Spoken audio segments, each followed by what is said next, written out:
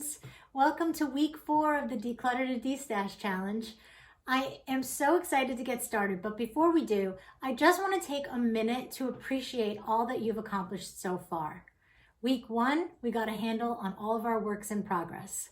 Week 2, we cleared off all of our flat surfaces, including our cutting mat, sewing table, the ironing board, and the floor. Week 3, we sorted our stash by color, print, and designer. And now week 4, we're going to let go of those things that we no longer want to use and love by donating or destashing. So this week we're going to talk a little bit about what it takes to have a successful destash sale and how you can destash some of your fabrics for cash. Let's get started. Welcome to the Declutter to Destash Challenge. You'll take control of your sewing room and turn your stash into cash. So you want to have a destash sale. Let's talk about the different ways that you could go about doing that.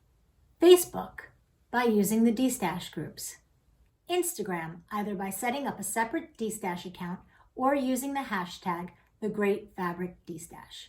And of course, our favorite way to have a destash sale if you're here in the United States, on FeelGood Fibers. One of the most common questions that we get asked at FeelGood Fibers is, how do I know if my fabric's going to sell? The honest answer is, you don't. But there are some things that you can do to ensure that you are giving your fabric the best chance to shine brightly. Photography. This is one of the most important aspects of selling online. Buyers want accurate pictures of the fabric they are purchasing, and photographing on a plain, clean background really helps. Taking photos in natural light is also really important because it shows the fabric's true colors. If your photos aren't as bright as they could be, editing the photos to get rid of any yellow cast and brightening the exposure will help to make your fabric look its best. Description.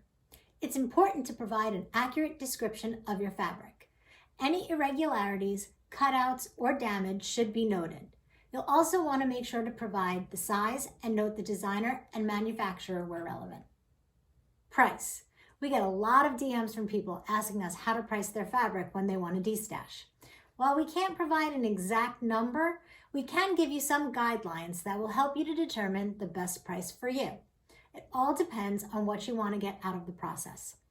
If you're looking to get that stuff out of your house and maybe make a few bucks, then pricing fabric to sell is the way to go.